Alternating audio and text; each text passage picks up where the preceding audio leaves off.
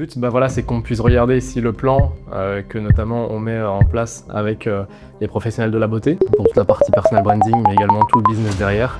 Donc, comment en fait on les fait passer de la prestation physique et on les fait transitionner sur toute la partie digitale. Donc d'abord on va essayer de te présenter tranquillement, c'est quoi ta profession, depuis combien de temps, etc. Ok, moi je suis prothésiste angulaire depuis environ 5 ans à mon compte et j'exerce à domicile. 100% en prestation physique, c'est ça? 100%, oui. Ok. Et c'est quoi un petit peu ta semaine type? Alors ma semaine type, elle commence bizarrement le dimanche. Je travaille dimanche, lundi, mardi. Mercredi, j'ai pris un jour de congé. Parce que tu me disais en plus tout à l'heure que tu avais un peu mal à la main à cause de la prestation. Oui, j'ai une tendinite depuis environ 1 an et demi. J'ai déjà été voir des kinés, j'ai déjà essayé d'arranger ce problème, mais elle est toujours présente et je pense que ça ne partira jamais. Et c'est à cause donc de la prestation? C'est à À cause force des de faire les prestations. ongles, etc. Ouais. Ça fait 5 ans que je mets quand même de la puissance dans mes avant-bras. Ce qui fait qu'au bout d'un moment, elle a dit stop. Ok, donc là je comprends bien aussi en termes de revenus, ça dépend uniquement de cette prestation physique. Enfin, ton revenu c'est uniquement dépendant de ça. C'est exact. Mes revenus, c'est vraiment juste. De la prestation physique, quoi. Donc si Ouais, un jour tu t'arrêtes, les revenus s'arrêtent aussi, quoi. exactement. Ok. Donc c'est d'ailleurs le problème que je rencontre. Si je pars 2-3 semaines en vacances, bah, je ne gagne pas d'argent, il y a que de l'argent qui sort, mais en attendant, je suis pas non plus payée. Et donc ouais, je dois vraiment prévoir ça avant de partir et même déjà organiser mes semaines en arrivant, tu vois, pour pas que je sente les dépenses. Parce qu'en fait, si je suis pas là et si je ne travaille pas, j'ai pas de rentrée, j'ai pas d'argent qui rentre. Le but ici, qu'on regarde un petit peu le système, notamment qui peut être appliqué dans ce genre de cas-là, on va transitionner aussi sur la partie en ligne. Alors, j'ai quand même un bon 80% de personnes qui viennent de bouche à oreille. Une fois, justement, qu'est-ce que j'ai eu? J'ai une cliente qui était passée, c'était une nouvelle que je ne connaissais pas et elle m'a pas non plus affirmé qu'elle venait d'une personne que je connaissais. Et là, elle me sort son téléphone et elle me montre une photo de ma cliente dans le métro avec ses mains posées comme ça sur ses jambes et en disant: «J'ai vu sa pose et j'étais obligée de la prendre en photo et puis lui demander où est-ce que vous avez fait, enfin, vos ongles». Et là, je me suis dit: «Ah oui, elle a quand même pris une photo, à l'insu de ma cliente». Je me suis dit: «Ah bah, dis donc». Et ça t'a fait une cliente. Et ça m'a fait une cliente, voilà. Ok, Donc assez ouais. drôle comme histoire. Ah oui, oui, oui, oui. Pas très formel, mais ça marche. Pour la partie contenu, donc il y a un ordre de confiance que beaucoup sur les réseaux sautent directement. Il y a beaucoup de prestataires qui vont faire que des contenus du genre tutoriel, nails, voilà comment je fais X, Y, Z. Et en fait, c'est le mauvais ordre. C'est ça dont je parlais. En fait, le vrai problème de tout ça, ça se passe en amont dans la création de contenu. Je pense que tu as sûrement fait des posts en plus un peu tutoriel où tu montrais un petit peu ce que tu faisais, etc. En fait, c'est commencer au mauvais endroit. Parce que tu commences au niveau 3, donc comme on peut le voir juste ici, c'est des contenus où tu as envie de montrer que tu sais de quoi tu parles, que tu as envie de montrer ton travail en fait au final, que tu es une experte, c'est joli, etc., etc. Donc en fait, tous tes posts, tu commences ici. Tu commences beaucoup trop haut, en fait, dans l'ordre de confiance. On doit d'abord passer par les 2 premières étapes, où on va d'abord commencer par te remarquer. Donc, ah OK, je la remarque, c'est intéressant ce qu'elle fait.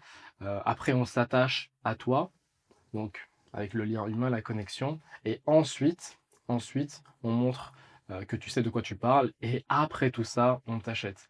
Et la plupart des gens commencent ici. Et du coup, ce qui va se passer, c'est que les gens vont arriver, on voit un tutoriel et vont se dire, bah attends, mais c'est qui cette personne-là? Tu vois, c'est un inconnu qui me montre un tutoriel. Donc au final, ça va pas se transformer forcément en client. Parce qu'on a besoin d'avoir les antécédents, le contexte. Donc qui tu es. Et pour ça, on doit passer par l'étape numéro 1, puis la 2, et puis et puis la 3. Et enfin, on t'achète. C'est vraiment l'ordre de confiance. Et on ne peut pas sauter une marche, sinon le reste s'écroule directement. Parce que, imaginons, tu as une amie qui te dit, ouais, je te recommande de fou d'aller dans ce café parce qu'ils ont le meilleur matcha du monde, par exemple. Tu vas te baser en fait sur le lien humain qui a été créé par toi et ton amitié. Et ça skip en fait tout ça. Le bouche à oreille, ça permet de skip un petit peu tout ça. Parce que tu vas faire confiance à ton ami, tu vas pas forcément te mentir sur le matcha. Du coup, tu es attaché à ton ami et du coup, tu peux sauter directement à ça. Mais une personne sur les réseaux qui va te découvrir, Si elle voit que des tutoriels, bah, il y en a 10 000 autres, tu vois, 10 000 personnes qui vont faire du tutoriel. Mais on a besoin du coup de recréer cette sensation que du coup le bouche à oreille a créé pour toi sur Internet. Il y a un écart à combler entre ton expertise et la perception qu'on a de toi en ligne. Parce que si on compare maintenant ton Instagram et la vraie vie, on peut jamais douter qu'en fait tu as un agenda plein, tu vois, tu as 50 métiers, etc., etc. On peut pas forcément le deviner, on va simplement se dire: «Voilà, c'est un compte Instagram de nails» et c'est tout au final. Donc plus on va réussir à combler cet écart et c'est le but aussi de la personal brand, plus on va pouvoir transmettre toute ton expertise sur une perception de valeur qui va être beaucoup plus élevée également sur ton profil. Quelqu'un qui, va voir ton Instagram, il va voir ça, alors que dans la vraie vie, tu es là, tu vois? Ouais, ouais, Il y a un vrai écart entre les 2. Alors ce qui fait vraiment la différence, dans le contenu notamment, chez, les nails artistes et professionnels de la beauté en règle générale, c'est que la plupart déjà font cette erreur de faire que du tutoriel. Pour les 100 vues, il y aura que 3 personnes qui vont vraiment s'arrêter dessus. Ils vont se dire: «OK, là je suis intéressé, j'ai envie d'en apprendre plus sur le tutoriel». Mais le problème, c'est que comme il y a que 3 personnes qui vont s'arrêter sur la vidéo, l'algorithme Instagram va considérer ça comme un mauvais post. Parce qu'il y a que 3 personnes qui sont techniquement arrêtées dessus et 97 des personnes sont passées à côté. Et du coup, c'est un mauvais signal pour Instagram, même si le tutoriel est bon, même si, tout est parfait. Et au contraire, un contenu qui sera justement plus adapté et plus aligné avec les premiers piliers qu'on a vus, au début, ça va être par exemple un contenu qui va partager ton histoire, ton parcours, qui va raconter notamment un storytelling, tu vois? Bah, tu m'en parlais d'ailleurs juste avant, c'est drôle, tu vois? Cette histoire-là que tu vas partager dans le métro, ouais. ça ferait une idée de contenu exceptionnelle et 100 des gens la regarderaient et tes clientes potentielles vont tomber, en fait, dans cette boucle-là, dans ce contenu, parce que ça va les intéresser. C'est attiré par un contenu qui va être un peu plus large, qui va parler, qui va peut-être un petit peu divertir et où on va s'attacher à ton personnage et derrière, ce qui va vraiment faire le tri, en fait, c'est ton métier, c'est qui tu es. Parce que derrière, toi, quand la personne va arriver sur ton profil, bah, elle va voir que tu es nails artist, elle va voir que tu fais ça, ça, ça, ça, ça. Tu vois, ça va faire une qualification via ton métier. Et donc, bah, dedans, grâce à ce signal-là qui va être beaucoup plus fort, parce que 100% des gens quasi vont regarder, l'algorithme va pousser ça à plus de gens. Et donc, au lieu qu'il y ait que 100 personnes et que ça s'arrête directement, là, on aura une portée plus grande parce que l'algorithme va envoyer un bon signal, dire que cette vidéo, les gens veulent la regarder, et du coup, l'algorithme grossit la portée. Et donc, au lieu d'avoir que 3 clients, comme la portée sera grande et que tes clients vont se retrouver également dans ce contenu-là, qu'on va appeler un peu du top of funnel, ben, du coup, le 3 clients, tu auras peut-être 40, 50 de personnes qualifiées qui vont converger sur le profil. Grâce à un contenu comme ça, beaucoup plus large, où les clientes vont se retrouver dedans. Alors, on a notamment toute la partie extraction. L'extraction, c'est quoi? C'est notamment 3 questions que tu dois te poser, déjà, pour pouvoir un peu extraire les meilleures pièces de contenu que tu as déjà. Tu vois? Tu as plein de très bonnes idées de contenu, notamment sur ce que tu as fait. Et par exemple, moi, c'est des questions des fois que je pose hein, aux nails artistes, c'est pourquoi toi et pas le salon d'à côté, tu vois? Est-ce que c'est déjà une réponse que tu as déjà hypothétiquement dans ta tête? Alors non, parce que je me disais tout le temps que c'est en fonction de la personnalité de la personne. Si elle continue à venir, c'est qu'elle se sente à l'aise, c'est qu'elle se sente bien, c'est qu'on discute un peu de tout. C'est qu'aujourd'hui, bah, je peux les qualifier même de, allez, d'amies. Certaines sont devenues même des copines. Donc c'est vraiment une safe place. Elles peuvent me dire: «Ah ben écoute, ça je n'aime pas, est-ce que tu pourrais changer?» Elles se sentent vraiment à l'aise au point de pas ressortir de là mécontentes. OK. Donc au final, pourquoi toi et pas le salon d'à côté? Tu m'as dit non, mais en réalité, tu sais y répondre parce que bah, tu viens me dire safe place, on discute, il y a un vrai lien, tu peux me parler de tout et n'importe quoi. En fait, tu es un peu aussi une psychologue, en fait, Oui, pour tes ouais, clientes, en fait. Au final, c'est un petit peu ça. c'est fou, mais Et ouais. donc, ça répond en fait à cette question. Et du coup, ça ferait une excellente idée de contenu. Pourquoi mes clientes se sentent bien dans mon salon? Ben, en fait, j'agis comme une psychologue également et on discute de tout et n'importe quoi. C'est une safe place et le contenu est parfait. Et là, ça crée du coup ta marque. Une autre OK. question également que j'aime poser, c'est un moment où, par exemple, tu as été fier, tu vois, du travail que tu as fourni. Peut-être tu as eu OK. une réaction de fou à un certain moment d'une Ah cliente, c'est ouais. possible. Ouais, Tu as déjà eu ça, ouais, ouais, tu vois. ouais. Ouais, par exemple, il s'était passé quoi?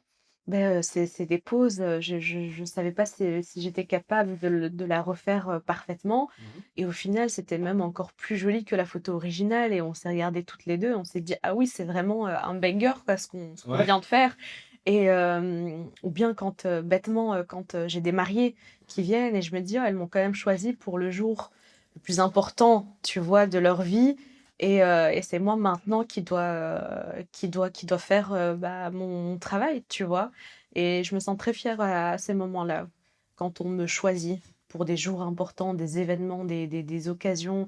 Je me dis: «Elles vont quand même me porter», tu vois? Pour cette occasion quelque part, donc elles m'ont fait assez confiance pour venir ce jour J. Ah ça, notamment, c'est ton histoire. Du coup, tu vois, hop, ça fait partie de ton histoire.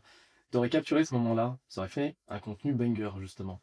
Tu aurais expliqué cette histoire-là. On m'a fait confiance pour le jour le plus important de ma vie, et j'ai fait les ongles de cette mariée-là, et ça a changé tout son événement. Elle a été trop fière. Un autre contenu super intéressant, qui serait aligné justement à, euh, à ta marque, à ta personne. Et les gens kifferaient notamment. Tu vois, il y en a, ils vont se retrouver dedans.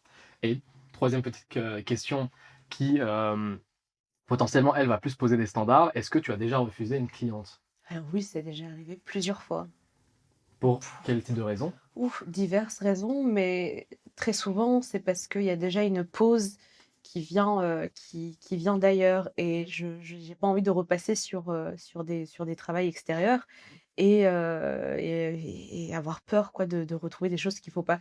Donc je refuse en général quand les prestations viennent d'ailleurs. Ok. Je ne veux pas Ça ferait m'aventurer. également un bon contenu que j'appelle un peu le contenu standard, qui pose tes OK. standards, qui montre que tu vas pas que c'est n'importe qui, et du coup, ça va aussi qualifier les gens et te ramener de meilleures clientes, des gens qui vont OK. payer plus cher également. Par exemple, voici pourquoi j'ai refusé cette cliente aujourd'hui. Boum, tu vois. OK, Ça ouais. fait une excellente idée de contenu également. On va mettre en place ce que j'appelle l'escalier de valeur. Aujourd'hui, allez, la plupart de tes clientes, elles te payent prestation, on va dire, aux alentours de 60 euros à peu près, qui va être en fait le travail fait par tes mains directement, ta prestation physique. Ensuite, tu as un premier escalier de valeur qui va être l'offre premium.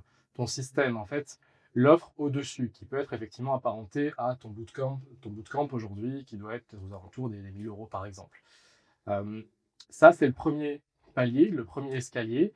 Et ensuite, il y a un deuxième escalier qu'on met souvent en place, c'est la transmission. Donc, il y a ton savoir. Donc, on a tes mains, prestations physiques, ton système qui est le niveau au-dessus que tes clients peuvent payer, parce qu'on en parlait en plus d'un bootcamp où tes clientes existantes ont choisi d'aller sur ce bootcamp-là pour en apprendre plus de ton expertise. Et tu as après toute la transmission de ton savoir qui en fait va plus dépendre forcément de ta prestation physique, mais qui va être plus une partie qu'on va pouvoir scaler sur le temps, donc faire évoluer sans que tu sois dans le système, parce que là on est vraiment sur une partie système, quoi. C'est tes mains, prestations, puis après on a l'offre premium, et après la transmission, c'est simplement prendre tes connaissances, packager ça dans une offre, comme de la formation, comme de l'accompagnement, qui est en fait un second palier. On a également un troisième pilier après ça, qu'on voit un peu plus en profondeur avec les clients, notamment que je ne peux pas forcément partager, mais on peut en fait augmenter en termes de valeur comme ça. Le trésor que tu as déjà, qui est en fait toutes les clientes que tu as à 60 euros, elles peuvent se retrouver dans l'offre premium, et ces mêmes clientes-là peuvent encore passer au prochain palier. Et en fait, avec le trésor que tu as déjà, tu peux déjà créer cet escalier de valeur-là. Tu vois, on ne remplace pas tes mains forcément, on débloque simplement l'étage du dessus. À chaque fois, c'est pareil. Et en fait, c'est très important comme concept parce que tes mains, en fait, ont un plafond, tu vois. Mais en fait, ton savoir, lui, a aucune limite au final. Ce que tu sais, tu peux facilement le transmettre et à chaque fois, tu peux monter en termes d'échelle de valeur. En marketing, notamment, c'est ton échelle de service, d'offres, produits et services, qui vont être à chaque fois un palier supplémentaire. Donc en fait, on a ce palier-là, puis après on a un second qui en fait sont le même trafic, parce que ces personnes-là peuvent très bien en fait en vouloir simplement plus et passer en fait à chaque fois au palier supplémentaire. Donc le but, c'est effectivement de mettre en place un système qui permet de augmenter la valeur d'un client dans ton système même, pour qu'un seul client peut te rapporter beaucoup plus que simplement 60 euros en prestation. Mais grâce à cette échelle de valeur, peut facilement te rapporter potentiellement le bootcamp à 700 euros, donc ajouter un x10 déjà, et puis passer peut-être sur une transmission beaucoup plus complète sur plusieurs mois à 4000, 5000. Donc faire en fait un ROI, un x20 facilement. Aujourd'hui, en termes de revenus d'ailleurs sur le business, en prestations physiques, tu tournes à peu près à combien par exemple? Alors le minimum, c'est 55 et puis ça va au-delà. Ok. Et Donc ça dépend. sur par exemple les prestations du mois, en termes de chiffre d'affaires, tu es à peu près autour des combien? À plus ou moins les 5000, ça dépend des mois. Ok. Et ça serait quoi pour toi un bon objectif que tu te fixerais sur la partie digitale pour transitionner? Je pense qu'une base de 10 000 me plairait bien. Donc doubler, Donc doubler doubler le justement chiffre, grâce à la ouais. partie en ligne. Ok. Imaginons le programme d'accompagnement à 4 000, 5 000 euros. Par la suite, tu peux par exemple chercher un one-one avec un perfectionnement pour les clientes qui ont déjà fait tout ça, qui serait potentiellement un abonnement par exemple. Le contenu, c'est un sous-produit du métier. C'est-à-dire qu'on ne va pas se poser en facecam, commencer à partager de la valeur, etc., etc. On va laisser la caméra tourner pendant que tu bosses. Ça va devenir un sous-produit de ta journée parce que chaque élément de ta journée peut se transformer en contenu. Donc tes prestations, on va pouvoir les transcrire en contenu. Les avant-après, on va pouvoir en faire des contenus. Les coulisses également de ta journée, on va pouvoir en faire des contenus. Comme on a parlé justement avec les réponses aux questions de tout à l'heure, les avant-après, c'est par exemple, ça peut être une histoire sur comment étaient ses ongles avant. Ah, ils étaient horribles. Et le après, voilà ce qui s'est passé. Pareil pour les prestations, voilà ce que j'ai fait aujourd'hui. Et les coulisses, par exemple, voilà, j'ai eu un énervement avec une cliente aujourd'hui. Hop là, ça en fait un contenu. Donc en fait, ça devient un sous-produit de ton métier. Et pas simplement se poser, commencer à chercher des idées. En plus, tu me disais tout à l'heure, tu ne savais pas comment j'avais autant d'idées sur mon planning. Tu avais vu qu'il y avait une liste infinie d'idées, on était à plus de 50.